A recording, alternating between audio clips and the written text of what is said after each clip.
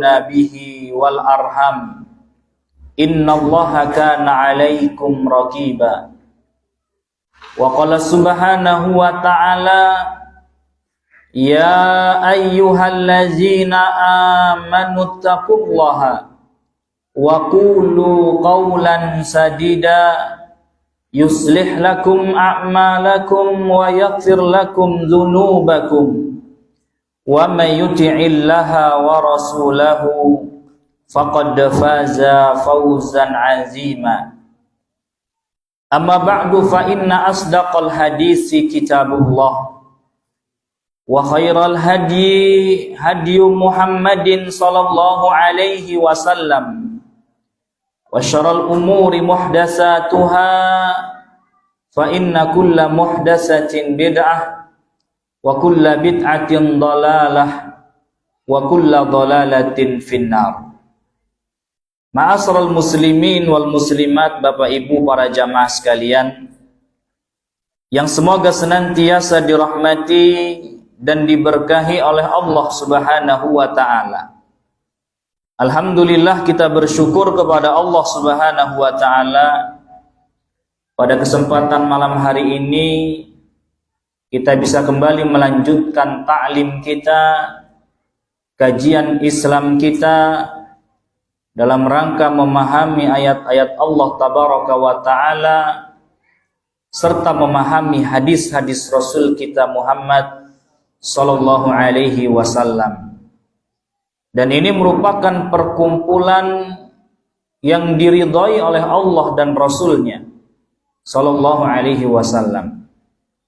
Maka tidaklah kita hadir di majelis ilmu melainkan harus meniatkan niat yang ikhlas karena Allah Tabaraka wa ta'ala.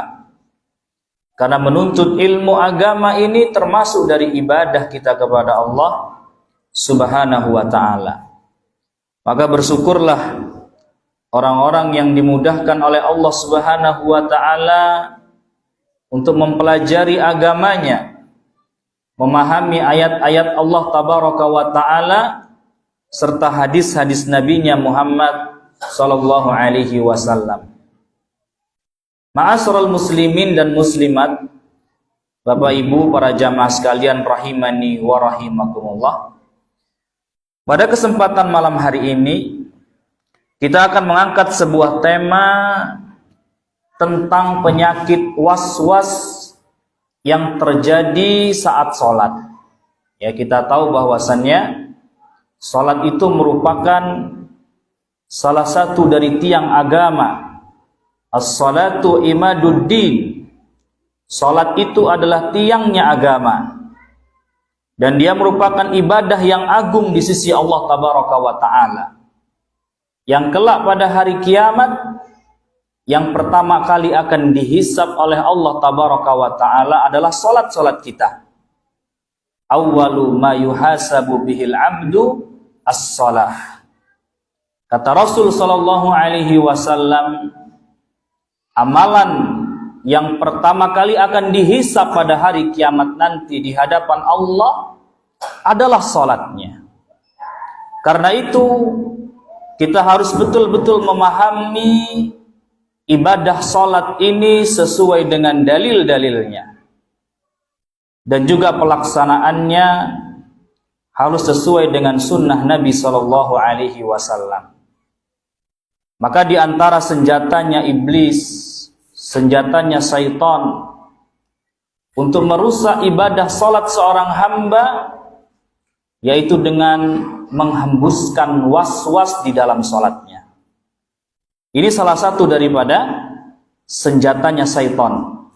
Ya, bagaimana syaitan sebisa mungkin, sesabar mungkin dia untuk merusak ibadah salat seorang hamba, maka dia hembuskan was-was di dalam salat seorang hamba. Sehingga ketika seorang hamba telah melaksanakan ibadah salat, dia ragu-ragu, apakah saya sudah niat atau belum? Apakah saya batal atau masih dapat wudhunya? Ya, dan terus syaitan itu menghembuskan keraguan-raguan sehingga munculnya was-was di dalam diri seorang yang melaksanakan ibadah salat.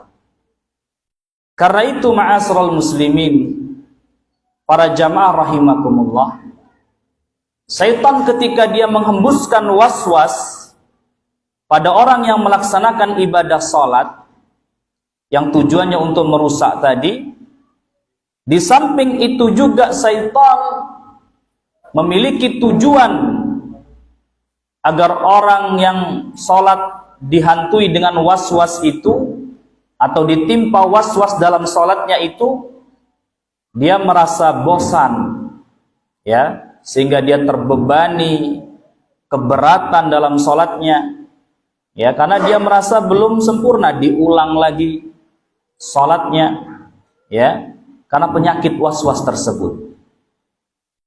Makanya kata Nabi Shallallahu Alaihi Wasallam di dalam sebuah hadis, ya, yang diriwayatkan oleh Al-Imam Al-Bukhari dari sahabat Abu Hurairah, semoga Allah meridainya, bahwa Nabi kita Shallallahu Alaihi Wasallam pernah bersabda, "Innad dina yusrun, walan yusadad dina ahadun illa ghalabah." Kata Nabi Shallallahu Alaihi Wasallam, sesungguhnya agama ini mudah, dan tidaklah seseorang memberat-beratkan dalam beragama kecuali dia akan terkalahkan. Apa maknanya? Kata para ulama, ketika seorang itu terbebani, memberat-beratkan dengan agama, dengan ibadah salatnya, maka dia akan terkalahkan, yaitu dia akan merasa bosan, merasa terbebani, sehingga dia meninggalkan ibadah salatnya. Ya, dan ini dari siapa? Dari syaitan. Ya, was-was itu munculnya dari syaitan. Maka itulah tujuan syaitan itu, menghembuskan was-was di dalam ibadah salat yang dikerjakan seorang hamba, supaya seorang hamba itu apa? Merasa terbebani, terberatkan, ya, keberatan, sehingga dia bosan dengan ibadah salatnya dan meninggalkan ibadah salatnya. Karena itulah Allah Tabaraka wa Ta'ala dalam surat An-Nas merintahkan kita untuk berlindung kepada kejelekan dan kejahatan was-wasnya syaitan. Allah berfirman dalam surat An-Nas, "Qul a'udzu birabbin nas." Katakanlah, aku berlindung kepada Rabbnya manusia, Malikin nas, rajanya manusia, Ilahin nas, sesembahannya manusia. Dari apa kita berlindung? Kata Allah Subhanahu wa Ta'ala, min syarril waswasil khannas, dari kejelekan, kejahatan was-was syaitan yang tersembunyi, yang dia ada di mana? Fi sudurin nas, ya, dia membisikkan was-was itu di dada-dada manusia. Karena itu ma'asyiral muslimin, para jamaah yang semoga dirahmati oleh Allah Subhanahu wa Ta'ala, salah satu obat atau penawar yang bisa menjadi obat untuk terhilangkannya was-was saat sholat, ya, kita berta'awud, memohon perlindungan kepada Allah Subhanahu wa Ta'ala. Sebagaimana Nabi Sallallahu Alaihi Wasallam telah sebutkan di dalam hadis sahih riwayat Imam Muslim, ya, ketika ada salah seorang sahabat Nabi Sallallahu Alaihi Wasallam, Utsman bin Abil As, dia mendapati di dalam sholatnya itu terhalangi dari kekhusyuan, ya, yaitu sering ditimpa yang namanya penyakit was-was. Jadi dia ingin khusyuk, sulit sekali untuk khusyuk. Karena apa? Ada penyakit yang namanya was-was. Maka dia adukan kepada Nabi Shallallahu Alaihi Wasallam penyakit was-was itu, yang menghalangi dia dari meraih kekhusyuan dalam salatnya. Apa kata Nabi Shallallahu Alaihi Wasallam? Dzaka syaitanun. Itulah syaitan. Itu syaitan yang menjadikan engkau terhalangi dari khusyukmu. ya, sehingga engkau terhalang, sehingga engkau was-was dalam salatmu. Yuqalu lahu khanzab, ya, setonnya itu namanya khanzab. Fa idza ahsastahu fata'awwad billahi minhu. Maka apabila engkau merasa was-was di dalam salatmu, fata'awwad billahi minhu, maka berta'awudlah, berlindunglah kepada Allah dari syaitan tersebut, ya. Watfil ala yasarika salasan, lalu meludahlah 3 kali kemana? Ke kiri, ya, ke kiri. Jadi ketika kita sholat, kok was-was itu terus menerus menghantui kita dalam sholat kita, ya, selalu menghantui atau membuat kita itu bimbang karena ada was-was dalam sholat, ya. Karena was-was ini akan merusak kekhusyuan kita di dalam sholat kita. Maka ketika seorang mendapati dalam sholatnya ada was-was, ada bisikan-bisikan syaitan yang mengganggu dari kekhusyuan sholatnya, Nabi perintahkan kita untuk berta'awud, berlindung kepada Allah Subhanahu wa ta'ala dari syaitan tersebut, lalu kemudian meludah ke kiri sebanyak 3 kali. Ya, ini perintah Nabi kita sallallahu alaihi wasallam dalam hadis riwayat Imam Muslim. Karena itu obat yang pertama kali, ya, untuk menghilangkan was-was dalam sholat kita, yaitu dengan berta'awud, berlindung kepada Allah Subhanahu wa ta'ala. Kemudian yang kedua, ma'asyiral muslimin dan juga muslimat para jamaah yang semoga senantiasa dirahmati dan diberkahi oleh Allah Subhanahu wa ta'ala. Saat kita melaksanakan ibadah salat, kemudian muncul was-was, ya, apakah saya ini sudah niat atau belum niat? Apakah saya ini batal salatnya ataukah masih suci, masih mendapati wudhu dalam salatku? Ya. Dan was-was yang semisalnya yang sering muncul ketika kita sholat. Maka yang kedua untuk mengobati was-was tersebut adalah al-i'radu anha, tidak mempedulikannya. Ya, jadi ketika was-was itu muncul saat sholat, nggak usah dipedulikan. Ya, kita biarkan, kita cuekin, ya, supaya dia pergi dengan sendirinya. Karena tatkala dia diaminkan, ya, was-was muncul, kita respon, kita ladeni, maka setan itu akan terus berlanjut menghembuskan was-wasnya. Karenanya ketika dia muncul, maka kita berpaling atau kita tidak pedulikan was-was yang muncul tersebut. Ya, sebagaimana pernah ditanyakan oleh Imam Al-Haytami, Su'ilal Imam Al-Haytami an dawa'il waswasah. Al-Imam Al-Haytami salah seorang tokohnya madhab Syafi'i, ya, pembesarnya ulama Syafi'i. Dia pernah ditanya tentang penawar obat dari waswas. Ya, ketika seorang itu mendapati waswas, apa obatnya? Maka beliau menjawab, lahu dawa'un nafi'un wa huwal i'radu anha jumlatan kamilatan.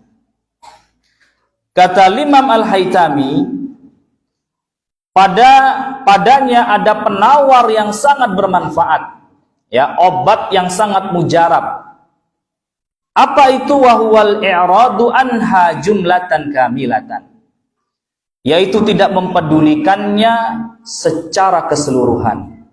Ya, jadi ketika seorang mendapati di dalam sholatnya ada was-was, maka nggak usah dipedulikan, maka tidak perlu dipedulikan. Ya, karena ketika dia datang kemudian dipedulikan, kemudian direspon, diladeni, maka apa? Akan bertambah terus-menerus setan menghembuskan was-wasnya. Dan ketika dia tidak diladeni, tidak direspon, tidak dipedulikan was-was yang muncul itu, maka dia akan hilang dengan sendirinya biiznillah. Ya, ini kata Imam Al-Haytami. Dan ini juga selaras dengan apa yang telah disabdakan oleh Nabi kita Muhammad sallallahu alaihi wasallam dalam hadis yang sahih yang dikeluarkan oleh Imam Al-Bukhari dan Imam Muslim. Ya, Al-Imam Al-Bukhari dan Imam Muslim meriwayatkan sebuah hadis bahwasannya ada seseorang yang bertanya kepada Nabi sallallahu alaihi wasallam tentang kebimbangan, keraguan-raguan, was-was saat sholat. Apakah dia ini sudah buang angin atau belum? Ya, apakah batal atau tidak? Ya, karena dia merasa ada yang keluar dari duburnya, ya, angin yang keluar dari duburnya, sehingga dia ragu-ragu, dia bimbang. Dan ini namanya was-was. Maka ketika dia bertanya kepada Nabi sallallahu alaihi wasallam, Nabi bersabda, la yansarif hatta yasma'a sautan au yajidu rihan. Kata Nabi SAW, jangan engkau terburu-buru membatalkan salatmu. La yansarif, ya, jangan terburu-buru berpaling dari salat, yaitu membatalkan salatnya. Hatta yasma'a sautan, sampai benar-benar mendengar suara angin keluar. Ya, kalau kita nggak mendengar, jangan dihiraukan. Au yajidarihan, atau mendapati aroma bau kentut. Ya, jadi kalau seorang sholat kan kadang sering ragu. Ya, ini keluar angin atau tidak? Ya, dia seperti was-was, keragu-raguan, kebimbangan, buang angin atau tidak tadi ini, ya. Ya, ini kan salah satu daripada senjatanya setan untuk merusak sholatnya. Maka Nabi SAW telah berikan kaidahnya, kita jangan terburu-buru membatalkan sholatnya sampai kita yakin kalau ada angin yang keluar. Ya, kita mendengar suara angin yang keluar. Atau opsi yang kedua, kita mencium aromanya. Ya, tiba-tiba aromanya kok kayaknya khas. Nah, ini berarti ya kentut, ya kan? Ya, berarti ini adalah kentut. Berarti dia sudah yakin. Ketika dia mencium aroma buang angin, berarti dia yakin dia sudah buang angin. Atau dia mendengar suaranya walaupun kecil, ya berarti apa? Dia yakin sudah batal, sudah buang angin. Tapi seandainya itu hanya keraguan-raguan, hanya was-was belaka, maka tidak perlu dipedulikan. Teruskan sholatnya dan yakini dalam keadaan kita tidak buang angin. Ya, maka kita akan terselamatkan dari was-was tersebut. Karena itulah ma'asyiral muslimin dan juga muslimat, para jamaah yang semoga dirahmati dan diberkahi oleh Allah Subhanahu wa taala, di dalam permasalahan salat yang sering kita dapati, was-was yang muncul itu terkait dengan apa? Dengan batal atau tidaknya salat. Ya.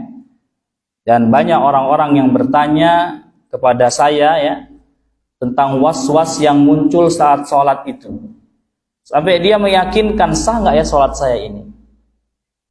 Ya, karena dia selalu dihantui dengan keraguan-raguan. Bahkan sampai parah-parahnya dia mengulang-ulangi sholatnya. Karena merasa apa? Belum sah. Sholat lagi, dia ragu, kayaknya batal.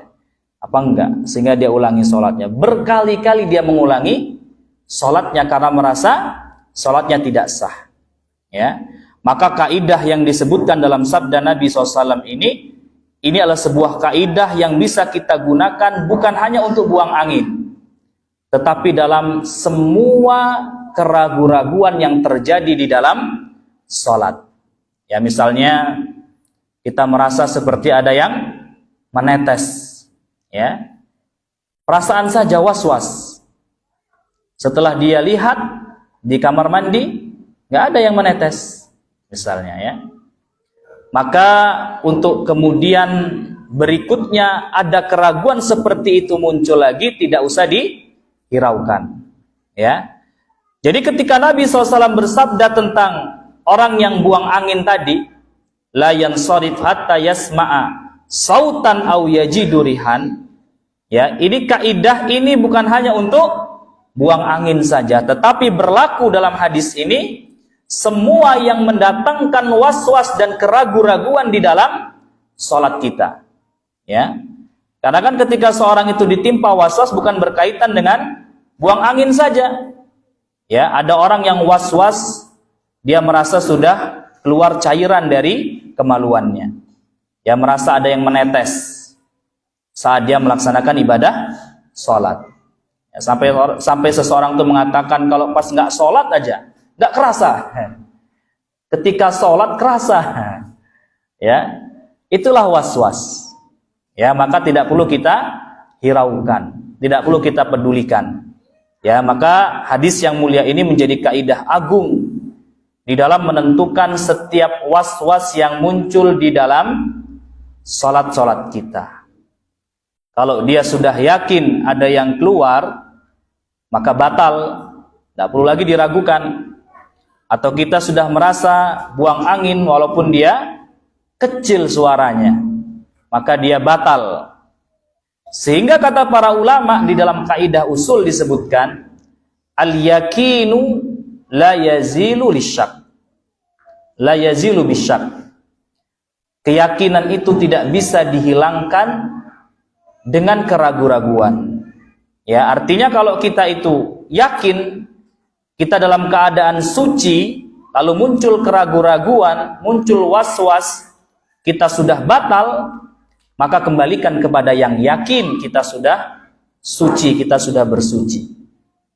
Sebaliknya ketika kita sudah batal, ya sudah kerasa ada yang keluar dari dubur kita, yaitu angin, dan kita yakin, maka keyakinan ini tidak bisa dibatalkan dengan keraguan-raguan.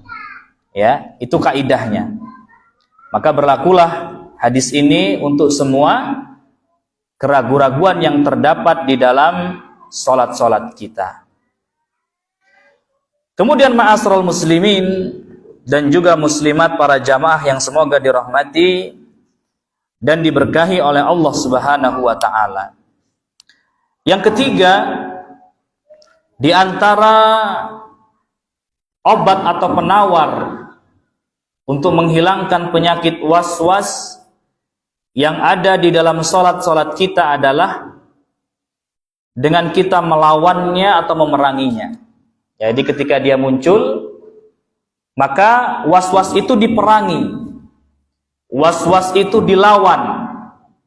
Ya, bahkan melawan was-was yang muncul itu termasuk berpahala di sisi Allah Tabaraka wa Ta'ala, karena dia telah menjihati dirinya, ya, atau menjihati syaitan.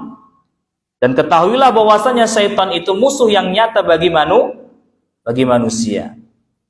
Ya, innahu lakum aduwwum mubin, kata Allah. Sungguhnya syaitan itu bagi kalian adalah musuh yang nyata. Maka dijelaskan oleh para ulama seperti Imam Al-Iz bin Abdissalam dan imam-imam yang lainnya dari kalangan para ulama.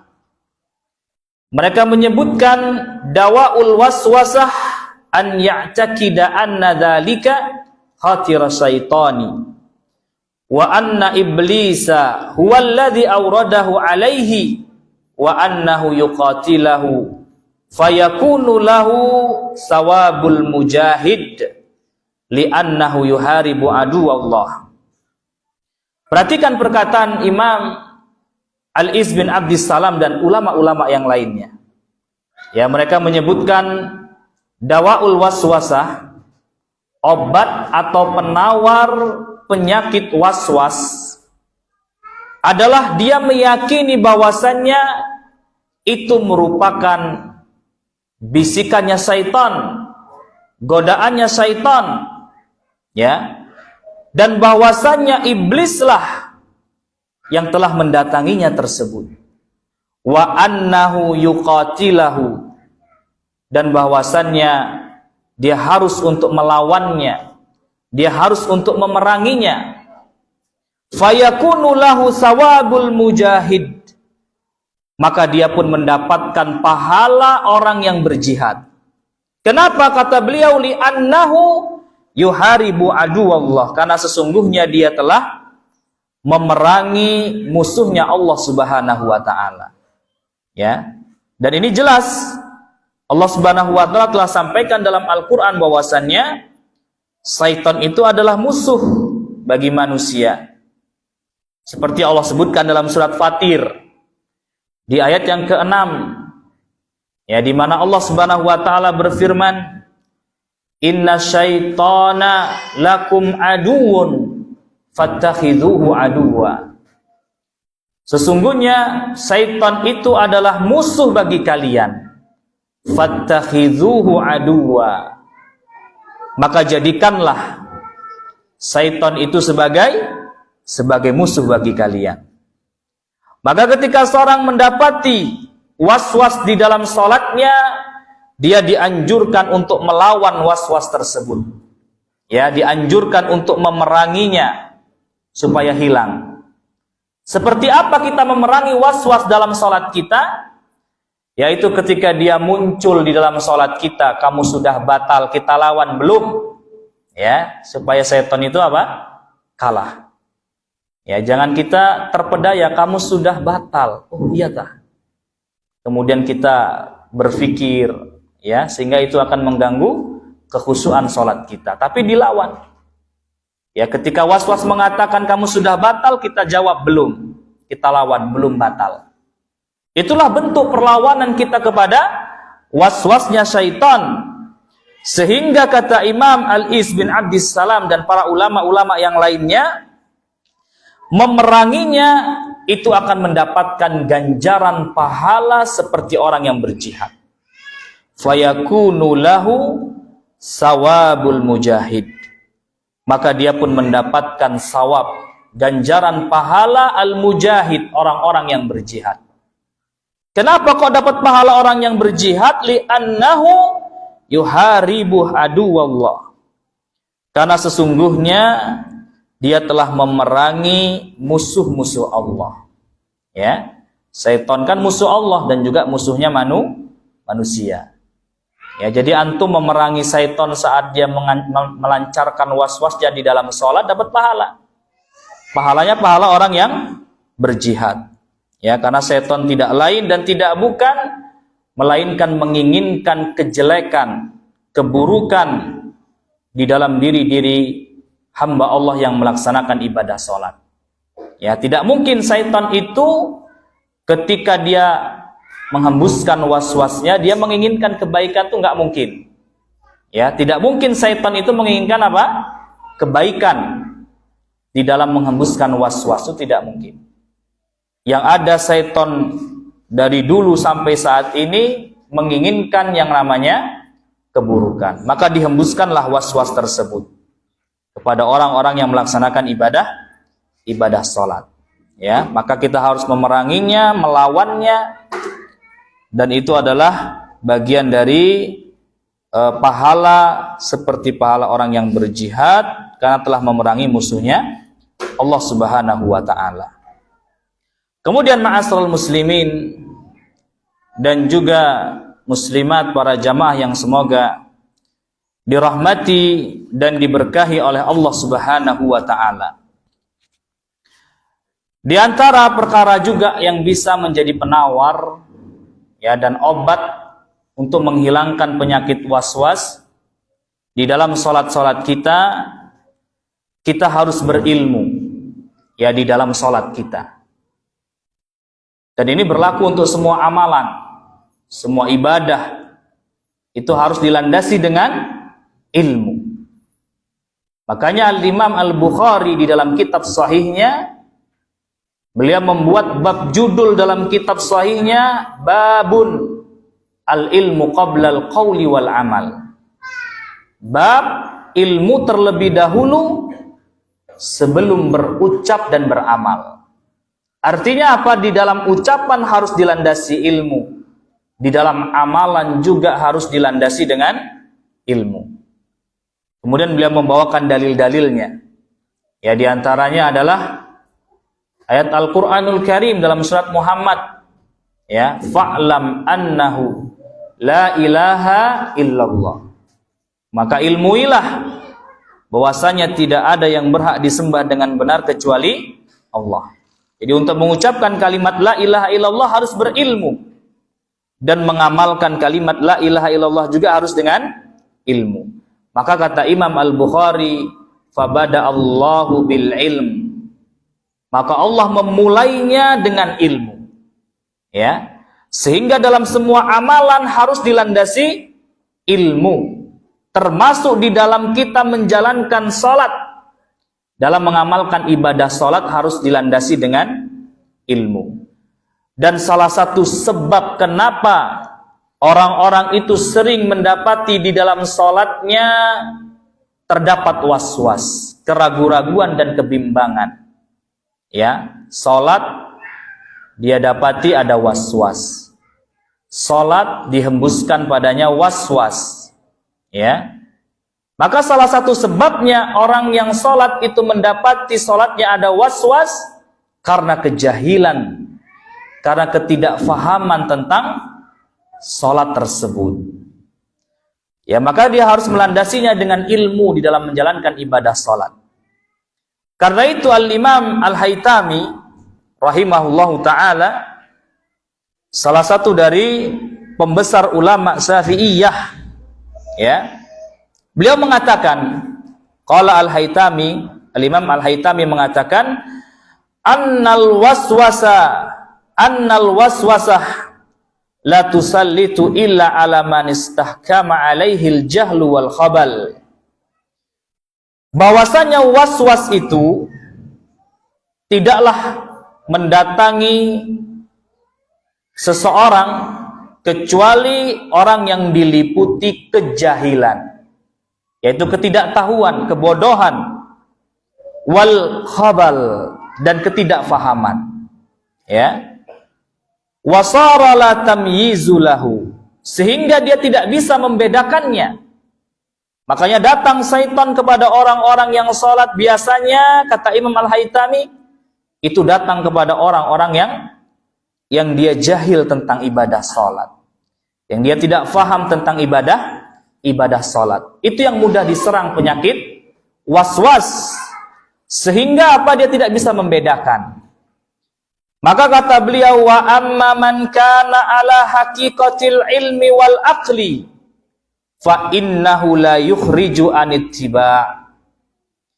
Dan adapun orang yang dia berada di atas ilmu dan akal yang hakiki, maka sesungguhnya dia tidak akan keluar dari ittiba, ya, dari mengikuti sunnah Nabi Shallallahu Alaihi Wasallam. Jadi beliau menggambarkan bagaimana penyakit was-was itu menyerang orang dalam seluruh, ya, termasuk dalam sholat. Itu adalah karena apa? Karena kejahilan, ketidakfahaman. Kenapa orang yang sholat kok diserang penyakit was-was terus menerus? Karena ketidaktahuan dia tentang sholat, karena ketidakfahaman dia tentang sholat, sehingga dia tidak bisa membedakan sholat yang sedang dia kerjakan tersebut. Maka apa obatnya? Kalau itu adalah penyakitnya, maka obatnya adalah ala haqiqatil ilmi wal aql. Dia harus berilmu, berada di atas ilmu, supaya dia tidak terjangkiti dengan penyakit was-was di saat sholat. Dia harus mengilmui tentang ibadah sholatnya tersebut. Ya, dimulai dari apa? Dari niatnya, kemudian takbiratul ihramnya, bacaan-bacaan sholatnya, gerakan-gerakan sholatnya, ya, waktu-waktu sholatnya, jumlah sholat, rakaat sholatnya, dan seterusnya, yang harus dia ilmui dari tata cara ibadah sholat. Ketika seorang mengilmui tentang ibadah sholatnya, maka syaitan susah untuk dia memberikan was-was, ya, susah bagi dia untuk membisikkan was-was tersebut. Maka dari sinilah kata para ulama, salah satu obat untuk menghilangkan apa? Penyakit was-was itu adalah dengan dia berilmu. Ya, dengan dia melandasinya dengan ilmu. Karena dengan ilmu semua akan jelas. Ya. Bil ilmi bayanun, dengan ilmu akan jelas.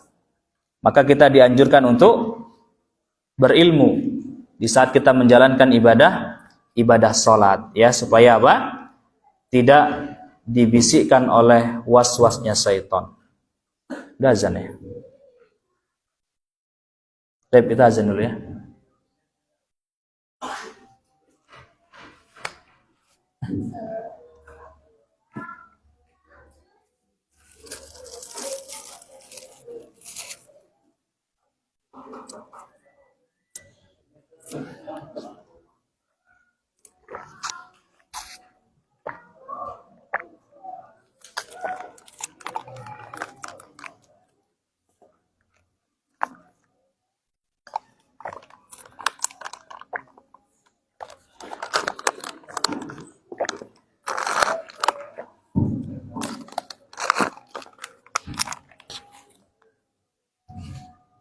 Allahu Akbar, Allahu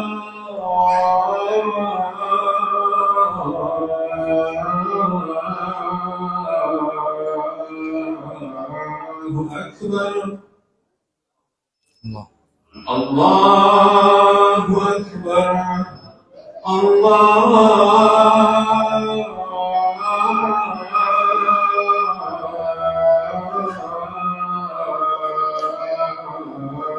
Akbar, Allahu Akbar. Ashhadu an la ilaha illallah.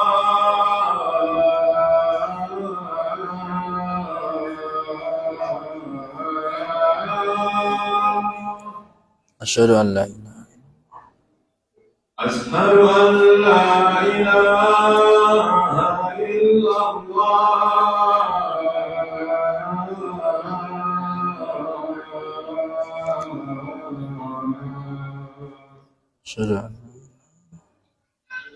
Ashhadu anna Muhammadan Rasulullah.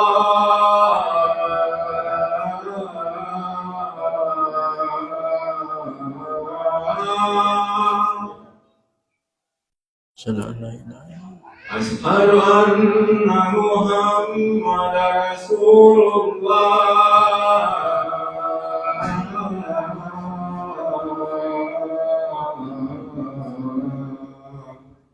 Ashhadu anna Muhammadan Rasulullah. Hayya 'alas shalah.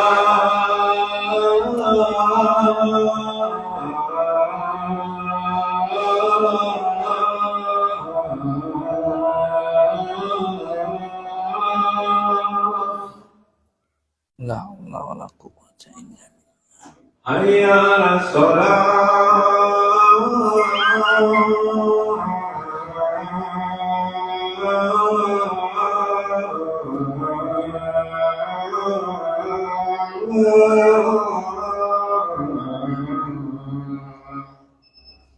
La haula wala quwwata. Hayya 'alal falah.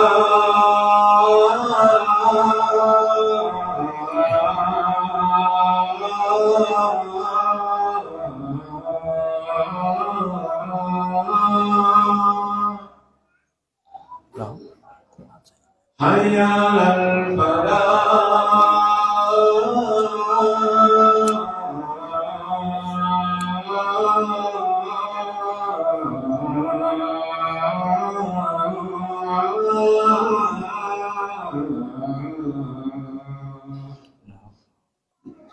Allahu Akbar, Allahu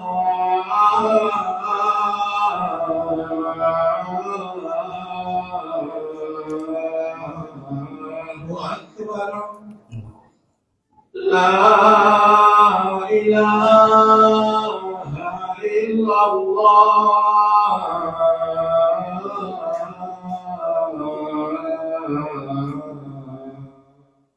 La ilaha illallah.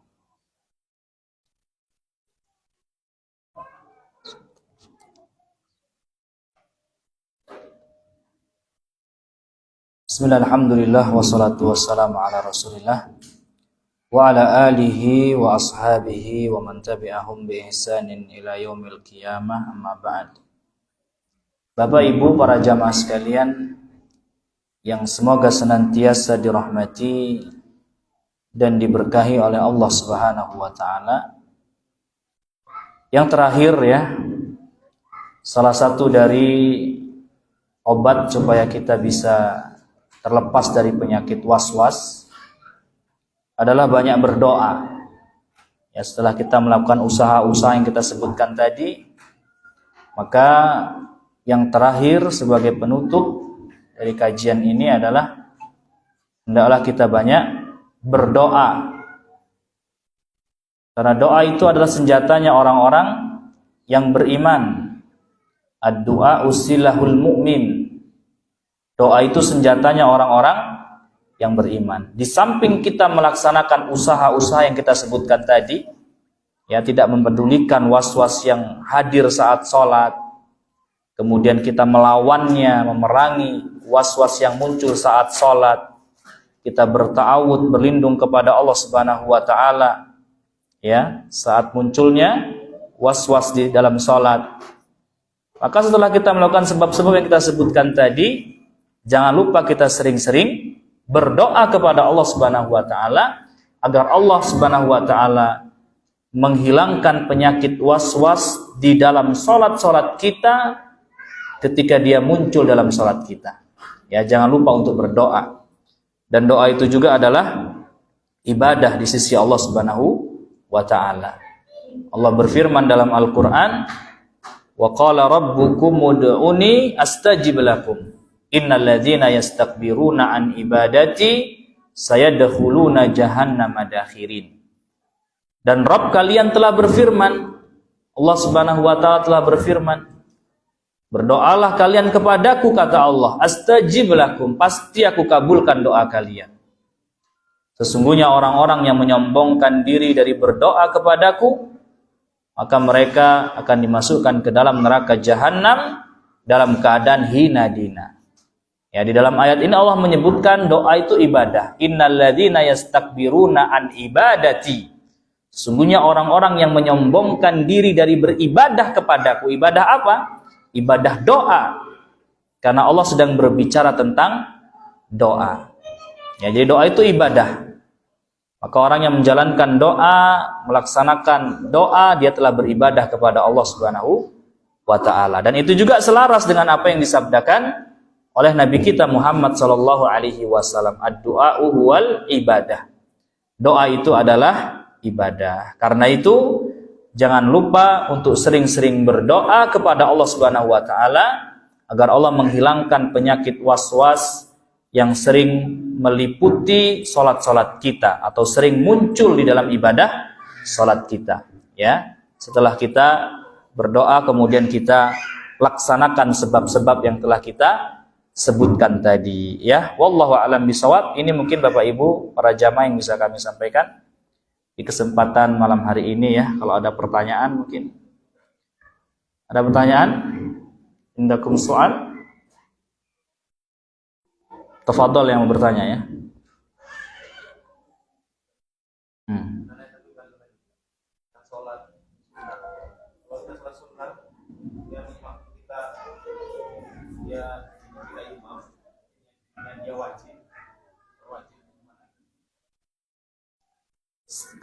Antum menjalankan sholat sunnah, lalu orang datang bermakmum kepada antum. Ya, baik. Dalam permasalahan ini ada dua hukum yang berbeda, karena yang satunya adalah ibadah sholat yang sunnah, yang satunya adalah ibadah wajib. Maka tidak bisa menjadi imam sholat saat kita menjalankan ibadah sholat sunnah. Ya, misalkan sunnah qobliyah, sunnah ba'diyah gitu ya. Ba'diyah, kemudian dia datang bermakmum kepada kita padahal kita menjalankan ibadah sholat sunnah, maka tidak bisa menjadi imam. Yang bisa menjadi imam dari sholatnya orang yang telat adalah sama-sama sholat wajib. Misalkan antum masbuk, antum sholat wajib, ya. Lalu orang datang berimam kepada antum, itu bisa.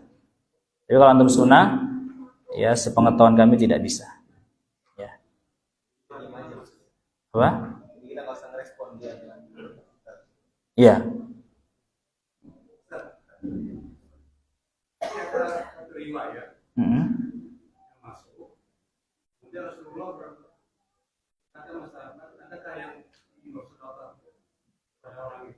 Ya, betul. Itu dia sudah selesai sholat.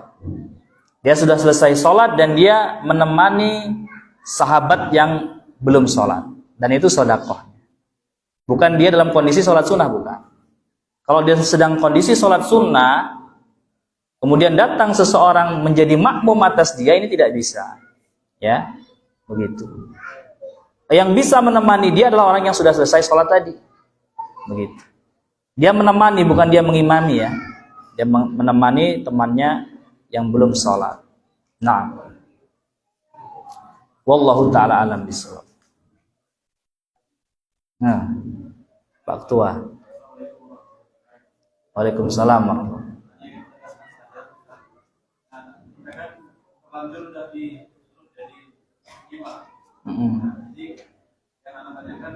bagaimana cara menolaknya? Iya.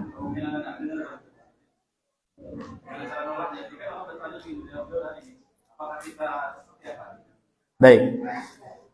Kita bisa mengisyaratkan dengan tangan kita untuk menyingkirkan dia. Ya, boleh. Jadi kita menyingkirkan dia untuk memisahkan dari kita. Dan biasanya orang yang paham fikih, dia paham kalau itu tidak berhak menjadi imam. Ya. Sama dalam kondisi kita masbuk misalnya. Kita masbuk menjadi imam. Kita baru dapat 2 rakaat, kita membalas 2 rakaat ya. Menambah 2 rakaat. Lalu datang imam, lalu datang orang masbuk yang belum dapat bersama imam. Tiba-tiba dia menjadikan kita sebagai imam. Ini tidak bisa. Ya. Maka kita berhak untuk memisahkan dia dengan kita. Kita suruh dia untuk sholat sendiri. Karena kita dalam kondisi makmum tidak bisa menjadi imam atas si fulan yang baru datang tadi. Kecuali kalau kita sama-sama masbuk, belum bersama imam. Kan beda kondisinya ya. Kondisi kita masbuk bersama imam, dapat 2 rakaat misalkan. Status kita adalah makmum. Ya, status kita adalah makmum. Datang orang yang belum mendapat bersama imam, menjadikan kita sebagai imam padahal kita masbuk bersama imam. Maka ini tidak bisa. Ya. Begitu. Kita berhak untuk apa? Menyingkirkan dia, ya, supaya dia paham bahwasanya kita tidak berhak menjadi imamnya. Begitu. Wallahu a'lam bissawab, ya. Ada lagi pertanyaan? Ya, silakan. Pak Parno dari KBA ya.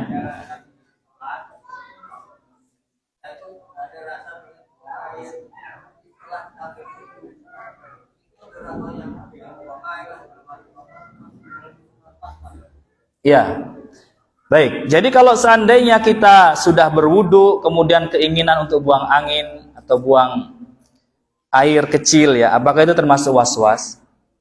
Maka jawabannya tidak. Kalau seandainya kita bisa untuk buang air kecil dulu, tidak menahannya, maka kita lakukan. Karena ketika kita sholat dalam kondisi menahan buang air, ya, sholatnya tidak sempurna. Jadi sholat kita dalam kondisi menahan buang air kecil, ya. Jadi kalau seandainya kita sudah wudhu kemudian ada keinginan buang air kecil, ya maka kita buang dulu, ya. Dan itu bukan termasuk was-was yang kita sebutkan. Was-was yang dimaksud itu seperti kebimbangan, keraguan-raguan. Kita sudah wudhu, ketika kita mau sholat, saya kayaknya batal apa enggak ya? Nah itu namanya was-was. Tapi kalau kebelet kencing, kebelet berak, itu bukan was-was, itu nyata itu. Ya, maka harus dibuang dulu supaya tidak mengganggu sholat. Karena sholat seseorang dalam kondisi menahan buang air, ya, dan buang air kecil dan buang air besar itu tidak sempurna salatnya. Begitu. Ya, wallahu a'lam bishawab. Menahan kentut saat salat. Wallahu a'lam, saya enggak paham kalau salat. kentut ya. Maka dia termasuk dalam menahan buang air kecil atau air besar ya. Ada lagi pertanyaan? Baik, kalau nggak ada pertanyaan kita tutup sampai sini ya. Mudah-mudahan bermanfaat apa yang kita kaji di kesempatan malam hari ini, dan mudah-mudahan Allah Subhanahu wa taala memberikan kepada kita taufiknya dan hidayahnya serta membimbing kita kepada kebaikan, menjauhkan kita dari berbagai macam keburukan. Allahumma amin ya rabbal alamin. Wa nakhtatim bi du'ai kafaratil majlis. Subhanakallahumma wa bihamdika asyhadu an la ilaha illa anta astaghfiruka wa atubu ilaik. Wassalamu alaikum warahmatullahi wabarakatuh.